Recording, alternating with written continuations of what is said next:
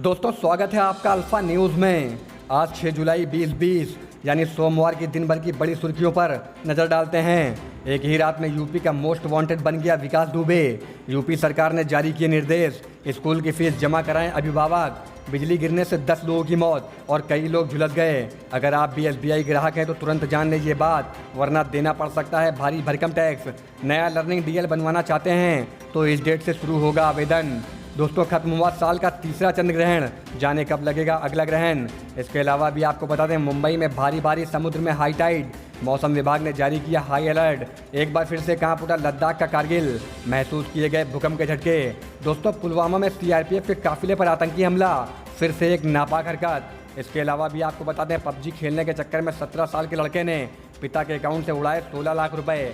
क्या है पूरा मामला, जानेंगे सब एक के बाद एक, तो आप भी बने रहिए हमारे साथ। इस वक्त की सबसे बड़ी खबर आपको बता दें, उत्तर प्रदेश के कानपुर शूटआउट का मुख्य आरोपी विकास दुबे आज तक कभी भी टॉप अपराधियों की सूची में नहीं रहा।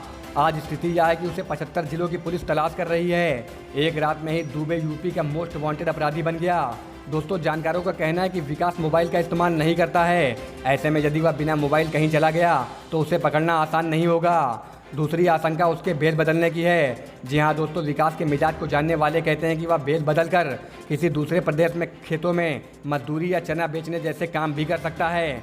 और इसी के साथ अगली बड़ी खबर, उत्तर प्रदेश सरकार ने अभिभावकों को अपने बच्चों की स्कूल की फीस जमा कराने के निर्देश दिए हैं। वहीं जो अभिभावक कोरोना संकट के कारण एक मुश्त फीस जमा कराने में असमर्थ हैं, वे स्कूल प्रबंधन के समक्ष किस्तों में फीस जमा कराने का प्रार्थना पत्र दें। विद्यालय प्रबंधन उस पर गंभीरता से विचार करेगा।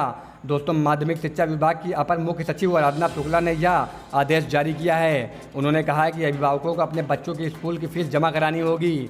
हालांकि यह भी स्पष्ट किया है कि फीस के अभाव में किसी भी विद्यार्थी को शिक्षा से वंचित नहीं किया जा सकेगा और न ही स्कूल से उसका नाम काटा जाएगा। और अब बढ़ते हैं अगली बड़ी खबर की तरफ। प्रयागराज के कई परिवारों पर आफत की बारिश हुई है। जिले के अलग अलग हिस्से में बिजली गिरने से 10 लोगों की मौत हो गई। इनमें से अकेले कोरांव में 6 लोगों की मौत हुई है।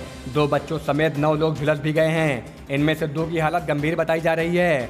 जी हाँ दोस्तों, इनके अलावा हंडिया तहसील के अंतर्गत 3 तथा मांडा एवं प्रतापपुर में एक ग्रामीण की मौत हुई है।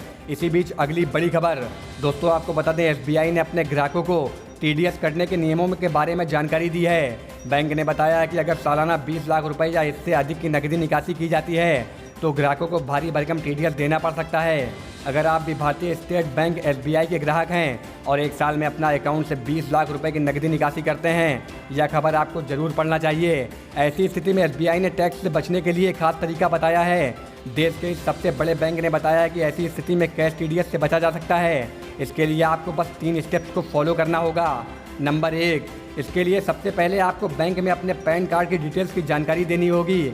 अगर आपने पहले से ही पैन कार्ड की डिटेल्स की जानकारी दी है तो दोबारा इसे जमा नहीं करना होगा। नंबर 2, पैन कार्ड ना होने की वजह से टैक्स देयता बढ़ जाती है। नंबर 3, बैंक को अपना इनकम टैक्स रिटर्न की डिटेल्स देनी होगी।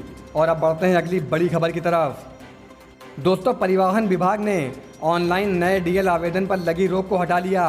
सोमवार से प्रदेश भर के RTO कार्यालय में ऑनलाइन आवेदन स्वीकार किए जाएंगे।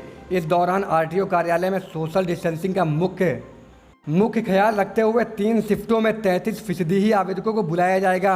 दोस्तों आपको बता दें कोरोना वायरस की वजह से बीते 22 मार्च से लर्निंग DL आवेदन पर रोक लगा दी गई थी। उसके बाद एक एक करके DL संबंधी आवेदन लेने की प्रक्रिया शुरू हो गई। इस क्रम में शुक्रवार को परिवहन विभाग ने लर्निंग लाइसेंस पर लगी रोक को भी हटाते हुए 6 जुलाई सोमवार से प्रदेश भर में लर्निंग लाइसेंस के लिए सारथी पोर्टल पर आवेदन कर सकेंगे। इस बीच अगली बड़ी खबर, जी हाँ दोस्तों, साल का तीसरा चंद्र ग्रहण खत्म हो गया है। इस ग्रहण का अद्भुत नज़ारा यूरोप, अमेरिका और ऑस्ट्रेलिया में देखने को मिला। ये उपछाया चंद्र ग्रहण भारत में दिखाई नहीं दिया। भारतीय समय के अनुसार यह ग्रहण सुबह 8:37 पर शुरू होकर 11:22 पर खत्म हुआ। गौरतलब है कि इस साल 6 ग्रहण लगने वाले हैं। इनमें 4 चंद्र ग्रहण और 2 सूर्य ग्रहण हैं। बताया जा रहा है कि 5वां ग्रहण 30 नवंबर को लगेगा जो चंद्र ग्रहण होगा। दोस्तों 6ठा ग्रहण 14 दिसंबर को लगेगा जो सूर्य ग्रहण होगा। यह भारत में नहीं दिखेगा। फिर भी आप इस अद्भुत नज़ारे को देखना चाहते हैं तो इसे लाइव स्ट्रीमिंग के माध्यम से देख सकते हैं। और इसी के साथ अगली बड़ी खबर, जी हाँ दोस्तों, धरती पर पहले अंडा आया या मुर्गी, ये सवाल सदियों से बहस का विषय रहा है। अगर कहेंगे मुर्गी पहले आई तो पूछा जाएगा कि बगैर अंडे के मुर्गी कहाँ से आई। वह अंडे से ही निकली होगी। अब दोबारा यह सवाल उठेगा कि अंडा कहां से आया। ओडिशा के नुआपाड़ा जिले में एक मुर्गी ने अंडे की जगह चूजे को जन्म देकर इस बहस को प्रासंगिक कर दिया है। गत रविवार की बात है, कोमना प्रखंड की सारबोंग पंचायत के इच्छापुर गांव निवासी अंबिका मांझी की मुर्गी ने अंडे की जगह चूजे को जन्म दिया है। और अब बढ़ते हैं अगली बड़ी खबर की तरफ। दोस्तों, देश की आर्थिक राजधानी मुंबई की बात करें तो मुंबई, ठाणे और कोंकण महाराष्ट्र के अन्य हिस्से में रविवार को लगातार तीसरे दिन भारी बारिश जारी रही और महानगर के कुछ निचले इलाके में जल जमाव हो गया। भारतीय मौसम विभाग ने शहर और उपनगरों में अगले 24 घंटे में अलग अलग स्थानों पर भारी बारिश की संभावना के साथ रुक रुक कर बारिश होने की संभावना जताई है। इसके अलावा विभाग ने आज फिर हाई टाइड की संभावना व्यक्त किया है। मौसम विभाग ने दोपहर 12:30 बजे समुद्र में 4.67 मीटर की ऊंचाई तक हाई टाइड आने की भी चेतावनी दी है। इसकी वजह से समुद्र में 15 मीटर ऊंची लहरें उठने की भी आशंका व्यक्त की गई है। और अब बढ़ते हैं अगली बड़ी खबर की तरफ। जी हाँ दोस्तों, जहाँ एक तरफ पूरा देश कोरोना महामारी से परेशान है तो वहीं लोगों को भूकंप के झटके से भी खतरा महसूस हो रहा है। आपको बता दें, लद्दाख के कारगिल इलाके में सोमवार तड़के भूकंप के झटके महसूस किए गए हैं। रिक्टर पैमाने पर भूकंप की तीव्रता 4.7 मापी गई है। जी हाँ दोस्तों, फिलहाल किसी प्रकार के जान माल के नुकसान की खबर नहीं है। नेशनल सेंटर ऑफ सिस्मोलॉजी के अनुसार भूकंप का केंद्र कारगिल से 433 किलोमीटर उत्तर पश्चिम में रिकॉर्ड किया गया है। और अब बढ़ते हैं अगली बड़ी खबर की तरफ। आपको बता दें, जम्मू कश्मीर के पुलवामा में केंद्रीय रिजर्व पुलिस बल सीआरपीएफ पर आतंकियों ने हमला किया है। सीआरपीएफ के काफिलों पर आईईडी ब्लास्ट के जरिए निशाना बनाया गया है। ब्लास्ट के बाद आतंकियों ने सीआरपीएफ के काफिलों पर फायरिंग की। हालांकि इसमें किसी के हताहत होने की खबर नहीं है। हमले के बाद पूरे इलाके की घेराबंदी कर दी गई है।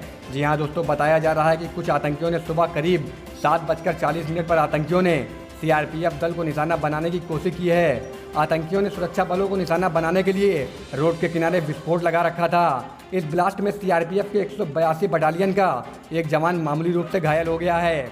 और अब इस बीच अगली बड़ी खबर। दोस्तों, इस गेम की वजह से काफ़ी महीनों से एक से बढ़कर एक अपराधों की खबर आ रही है। पबजी खेलने की वजह से अब 17 वर्ष के लड़के ने अपने ही पापा के अकाउंट से 16 लाख रुपए उड़ा दिए। दोस्तों, मीडिया रिपोर्ट के मुताबिक पिता ने 16 लाख रुपए ज़रूरत पड़ने पर चिकित्सा खर्च के लिए रखे थे, जो उनके ज़िंदगी भर की कमाई थी। ट्रिब्यून इंडिया की एक रिपोर्ट के मुताबिक ये 17 साल का लड़का पंजाब का रहने वाला है। इस रिपोर्ट में जानकारी दी गई है कि उस लड़के के पास माता पिता के तीनों अकाउंट के बारे में पूरी जानकारी थी। इन अकाउंट में पैसे की पूरी जानकारी लड़के को थी। 17 वर्ष का लड़का पबजी मोबाइल में अपने अकाउंट को अपडेट करने के लिए इस्तेमाल करता था। फिलहाल पबजी को लेकर ये कोई बड़ा बात नहीं है। ऐसे बहुत से मामले सामने आ चुके हैं। और अब बढ़ते हैं आज की आखिरी और सबसे बड़ी खबर की तरफ। दोस्तों, आपको बता दें, अमेरिका और ब्राज़ील के बाद भारत में कोरोना वायरस से संक्रमित मरीजों की संख्या दुनिया में सबसे ज़्यादा तेज़ी से बढ़ रही है। भारत में संक्रमित लोगों की कुल संख्या 6.5 लाख के पार पहुंच चुकी है। स्वास्थ्य मंत्रालय के ताज़ा आंकड़ों के मुताबिक देश में अब तक 6,73,165 लोग कोरोना से संक्रमित हो चुके हैं। इनमें से 19,268 लोगों की मौत हो चुकी है, जबकि 4,90,000 लोग ठीक भी हुए हैं। दोस्तों, पिछले 24 घंटे में कोरोना वायरस के 24,850 नए मामले सामने आए हैं और 613 लोगों की जान भी जा चुकी है। कोरोना संक्रमितों की संख्या के हिसाब से भारत दुनिया का चौथा सबसे प्रभावित देश है। अमेरिका, ब्राज़ील, रूस के बाद कोरोना महामारी से सबसे ज़्यादा प्रभावित देशों में भारत चौथे स्थान पर है। दोस्तों, आज की वीडियो में बस इतना ही। ऐसे ही लेटेस्ट अपडेट पाने के लिए हमारे चैनल अल्फा न्यूज़ को सब्सक्राइब कर बेल आइकन को जरूर दबा दीजिए और जुड़ जाइए हमारे साथ।